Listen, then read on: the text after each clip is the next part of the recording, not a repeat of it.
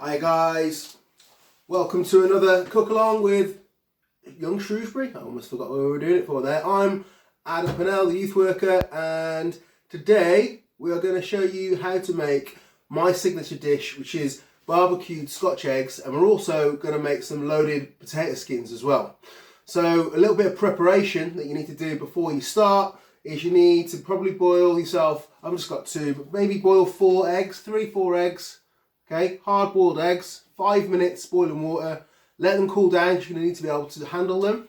Okay, and you're also going to need some pre-baked jacket potatoes. So if you've got these jacket spuds, into the oven at 180 degrees for 1 hour, let them cool down. So you might want to stop the video, get that done, then come back. I did it beforehand just because it makes it easier for me to then show you and you haven't got to wait for a long time waiting for these to cook, you know, with me talking rubbish. So, okay, first things first, we're going to leave the jacket potatoes, we're going to do the Scotch eggs. So, your eggs, just once they're hard boiled, just give them a little tap, spin them round, so keep spinning the egg all the way around, like so, and then we're just going to very gently peel off the shell. In fact, the shell can go into this little tub here.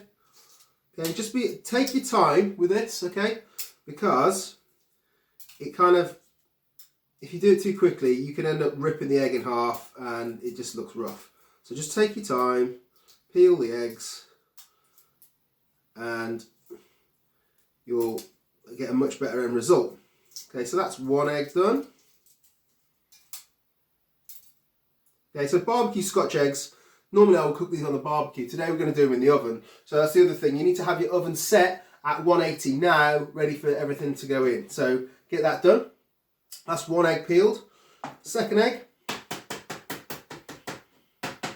like so. I'll move this out of the way so you can see what I'm doing. There we go, that's better. Right. So tap, tap, tap, tap, tap on the table, on your work surface or wherever. Okay, and then just gently, once it's all cracked around the outside, just gently use your fingertips just to ease off those shells. Okay, and believe it or not, you're going to find that if you've got slightly older eggs, they're going to be better than the really new ones, because I don't know why, but they peel easier. So if you've got old eggs, this is a great thing to do, is boil them. Right, 2 eggs sorted. That was dead easy, right? So for each, I'm going to make 2 Scotch eggs here. You can make more depending on how much ingredients you've got there. But I tend to go by 1 Scotch egg needs 2 sausages. All right, so take 2 standard sausages. Now, to handle the sausages, first of all, they're in the skins, it's fine. So if you just take the sausage like that, squeeze it in half, and then you can literally just squeeze the meat out of the skin on the board, turn it round, squeeze the other side, okay, and you end up with the skin left, okay, and repeat. So squeeze the sausage, pull it out the skin, and then it's onto the board. All right, okay, so I'm going to make one here and then I'm going to change the camera angle so you can see me doing it again. All right, so next things first, so you've got 4 little bits of sausage meat there. Now, in order for this not to stick to your hands, wet your hands, all right? Because before you handle it, wet hands will mean that the mince doesn't stick, or the sausage meat doesn't stick. Then, what need you to do, in fact, I'm going to bring this real close, so I haven't got to do it twice. I'm going to show you. Right, so we have the sausage meat in our hands. Now, you see how I'm flattening it out?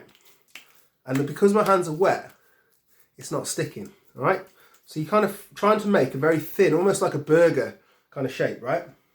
Okay, that's the first bit. Now, second bit, egg goes into the middle, all right? And then you're going to use 2 hands to kind of wrap that sausage meat around the egg,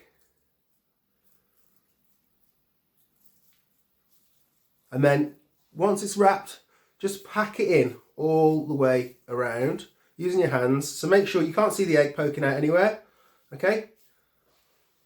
We have 1 sausage wrapped egg, okay? I'm going to repeat that. So wet your hands again in between each one. So take the sausages out the skins. So I'm just going to very quickly do this. 1, 2 squeezes. 3, 4 squeezes. Okay, wet hands, pat, make it nice and flat. You need to go quite thin with this, otherwise it's not going to stretch around the egg.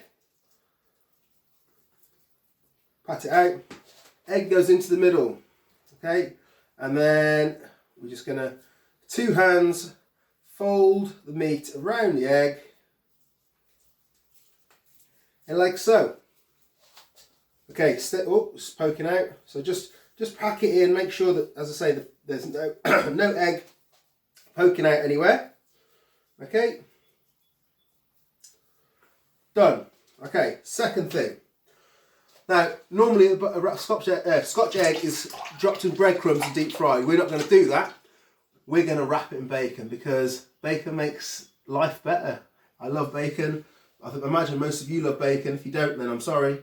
But this is the way I do it. Right, so I'm going to take 2 pieces of streaky bacon. You must use streaky bacon on this. You're going to struggle with back bacon because it's just like, it's it's the wrong shape. And also you need the fat content that's in streaky bacon. So take 2 strips of that and lay them down side by side on your board. I've just left half of that there, so let me just add the rest of that to that piece. That's 1 piece of bacon, believe it or not. It's just me not being very good at pulling these apart. And then piece number 2 next to it. Alright, so you've got almost like a little bacon blanket on your board. Alright, like so. Now, I'm going to take one of your sausages. I'm going to bring this up here. Okay, so you can see. Okay, so it's on the bacon. Then just going to use your hand to just wrap it all around that Scotch egg. So you have a bacon wrapped Scotch egg. What could be better? Alright, so now that's wrapped. I'm just going to show you again, kind of wrapped. It looks a bit rough, so all you need to do is just work it together and voila, a bacon wrapped Scotch egg. Alright, so once again I'm going to repeat that for number 2. I'm going to do it over here, so I haven't got to come up close. You've seen it once. Hopefully you can manage it from there. So we're going to go for 1 piece of bacon. Oh, keep grabbing the wrong bit. So try and get it nice and flat if you can on the board. It makes life easier when you come to wrap it. So lay 1 down and then 1 next to it. No gaps. Here we go. So lay that down on the board. Second Scotch egg goes into the middle, and then just wrap it up with the bacon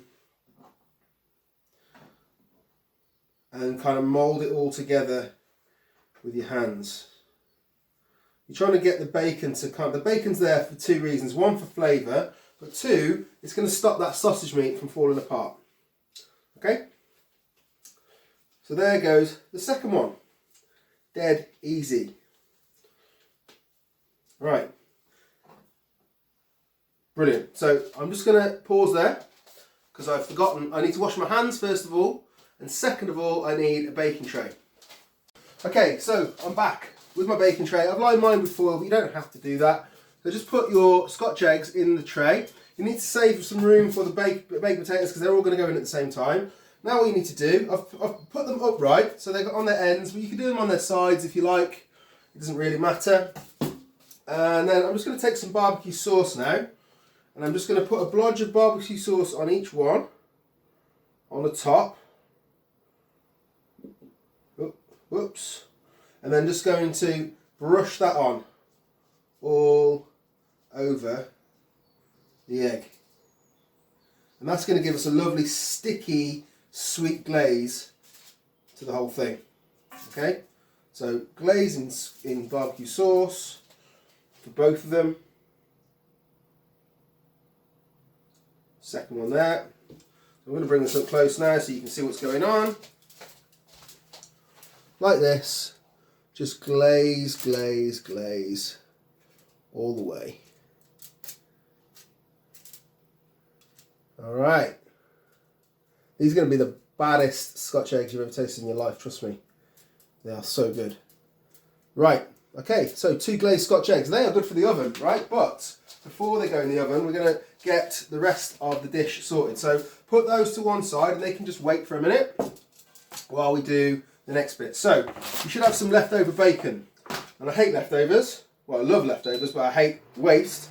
So what we're going to do is we're going to fry up some bacon. So get a pan on, okay? Get a pair of scissors and just cut your bacon up into little strips and we'll get it fried off. Alright, so it shouldn't take very long. A couple of minutes.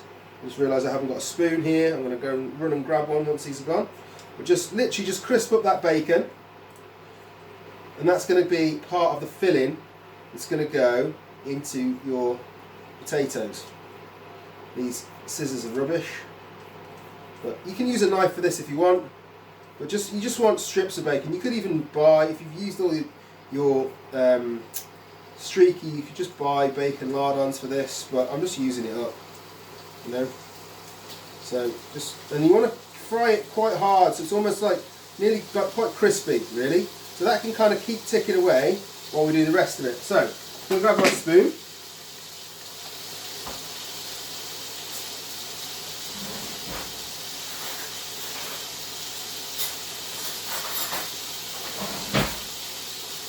Okay, so got my spoon. So just keep an eye on the bacon, keep frying it, making sure it's getting crispy. Okay, and we'll put that water bowl to one side. I actually have a clean bowl underneath, which we're going to use. So that's going to go on here. Right, next thing, your jacket potato. Okay, so you have like, let me show you, a flat way. So that's the flat way, that's the thin way. We want to slice it down the thin way, so we get 2 sort of cups, alright, so slicing it like that. So just going to pop it down on the board, slice straight through. Got 2 of these to do. There's 1 and 2, like so. Bacon's crisping up really nice now. Keep working that through. Loaded potato skins are so good. One of my favourites. It's like a really hearty, tasty way of having jack potatoes. And it's a good way of using up leftovers as well. Often I cook too many jack potatoes, you can just use these the next day. You can do it with roast potatoes if you wanted. So now you've got the potatoes cut in half. With a spoon, very carefully, just scoop out the middle of those potatoes. So you're just left with a tiny bit of skin and a little bit of flesh. So if you do this too heavily, yeah, or while they're still hot, it's going to be a problem. Alright, so just take your time. So what you end up with is like a little baked potato skin cup, right? Like this. Okay, so I've hollowed it out. That's really, really simple, okay? So that's that, and repeat. So do all 4 of those. So I'm just going to keep going with that. It's quite great. As I say, I'm doing it quite quickly because I've done it a lot. You guys take your time, because you can rip through the skin and then it's useless. It needs to hold all of the filling, okay? That's 1, 2, bacon done. Bacon's almost there. This is a really, really hot stove. Almost there. Keep scraping out. Okay.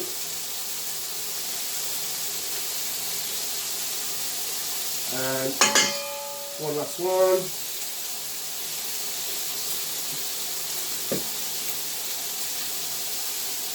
Scraping it out with that spoon. The potato's going to be quite hard by the time you let it go cold, but that's okay. Just take your time, use the end of the spoon. Right, there you are, done. Bacon's done. So I've got my 4 potato skins there, loaded, or ready to get loaded.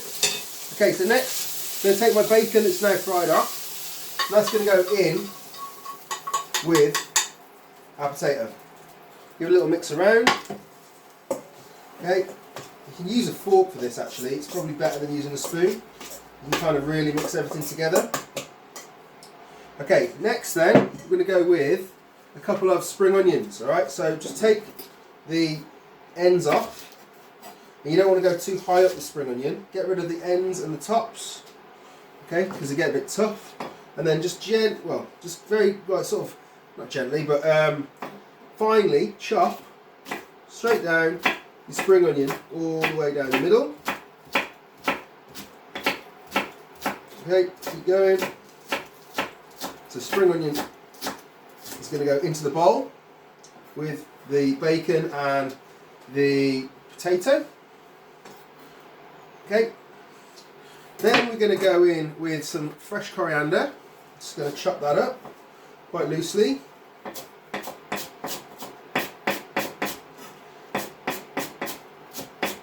All the way down. I like coriander in this dish, it kind of gives it a little bit of a lift. You can use parsley if you wanted to, or chives. Just get some greens in there. It's good for you. Okay, so that's gone in. And then I've got these little baby cherry tomatoes. What I'm going to do with these, actually, is just chop them in half. So you kind of get like, so you know the tomatoes there. Well, you can do them into, I might go quarters actually, let's go quarters. So half and half again. So chop those into quarters. Keep working through them. Well, maybe half, I don't know. Halves, quarters, depends how lazy you're feeling. I'm feeling lazy, I'm going for halves. Quite like a bit to know the tomatoes there when I eat it. So give those, if you give them a bit of a squeeze as they go in, like that, kind of just breaks them down a bit more. And the juices will help mix everything together. And then finally, we bring this back over here. 100 grams of cheese, which is going to make this kind of really golden and delicious. So grate your cheese in, like so.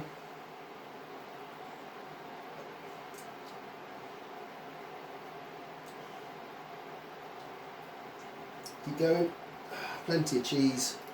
It's what's going to bring this dish together. That'll do. Okay. And then finally, mix it all back up again. So everything becomes one. Right? Get all those different flavours coming together with that potato to make the most pimped up baked potatoes you've ever had in your life. Trust me. Right. Okay, so now then, we've got this filling left. So I want to make sure we get it loaded back into the potatoes. So get as much of it into each of them as you can. So I go for a big spoon in each first, see how much is left, and then come back to load them up. But just keep packing it in. Yeah, pack it down with your hands, get as much in there as you can, because you don't want to waste any. And all this came out of it before, so it should all go back in. They end up being 2 potatoes is probably enough for 4 people, because you only need half one of these each really, especially if you're having it with a Scotch egg. Christ, it's going to be a good feed. So I'm just going to keep whacking that in. Nearly fully loaded. If you want to, you can put a bit more cheese. Whoops! That's the end of mine. Loading the potatoes, there's only a tiny bit left in there. In fact, it's fallen upright, so I'm quite lucky. Trying to work on this little table doesn't help. Alright, that's that done. Okay, I've got a tiny bit of cheese left over, so if you have to, just finish it with a bit of cheese on the top.